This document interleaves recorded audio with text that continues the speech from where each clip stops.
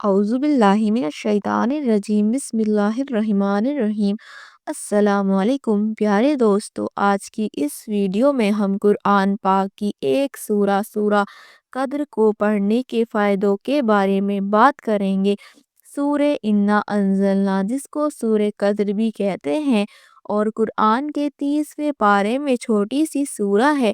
امید ہے آپ اس ویڈیو کو دیکھیں گے ہی نہیں بلکہ آگے بھی شیئر کریں گے۔ دوستو، بات کرتے ہیں سورہ قدر کی فضیلت کے بارے میں۔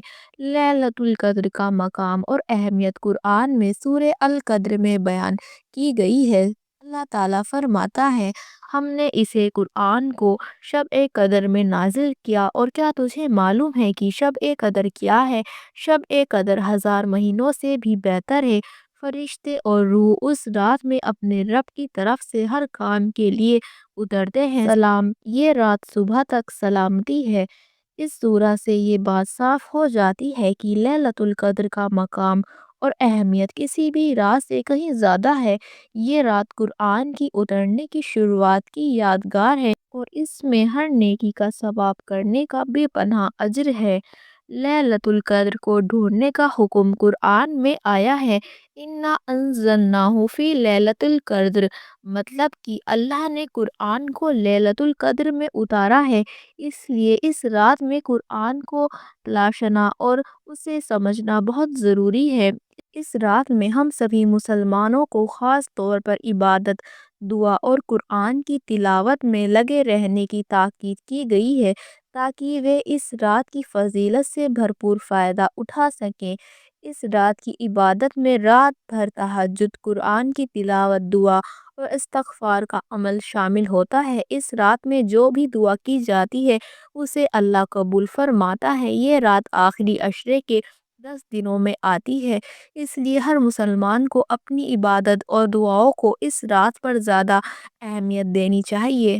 سورہ قدر کا پڑھنا ایک عظیم عبادت ہے۔ یہ سورہ انسانی زندگی میں سکون اور برکت لاتی ہے۔ اس سورہ کو پڑھ کر انسان اللہ کی قربت میں آتا ہے اور اس کے ایمان میں اضافہ ہوتا ہے۔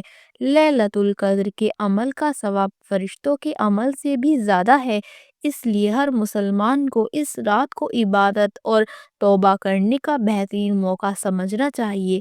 لیلۃ القدر کے فائدے اور اہمیت کو سمجھ کر ہر مسلمان کو اس رات کو عبادت اور توبہ کرنے کا بہترین موقع سمجھنا چاہیے۔ سورہ قدر کی تلاوت اور لیلۃ القدر کی عبادت کر کر ہر مسلمان اپنے ایمان کو مضبوط کر سکتا ہے اور اللہ کی رحمت اور مغفرت کا احساس کر سکتا ہے۔ یہ رات 23، 25 اور 27 راتوں میں رہتی ہے۔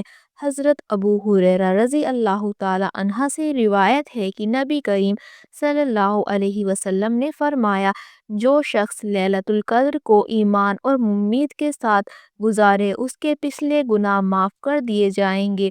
صحیح مسلم سے روایت ہے کہ ابن عمر کہتے ہیں، رسول اللہ صلی اللہ علیہ وسلم نے فرمایا، رمضان کے آخری عشرے میں شب قدر تلاش کرو، پھر اگر تم میں سے کوئی کمزوری دکھائے یا عجز ہو جائے تو آخری 7 راتوں میں سستی نہ کریں۔ ان حدیثوں سے یہ ثابت ہوتا ہے کہ لیلۃ القدر کا مقام اور اہمیت قرآن اور سنت میں بہت بلند ہے۔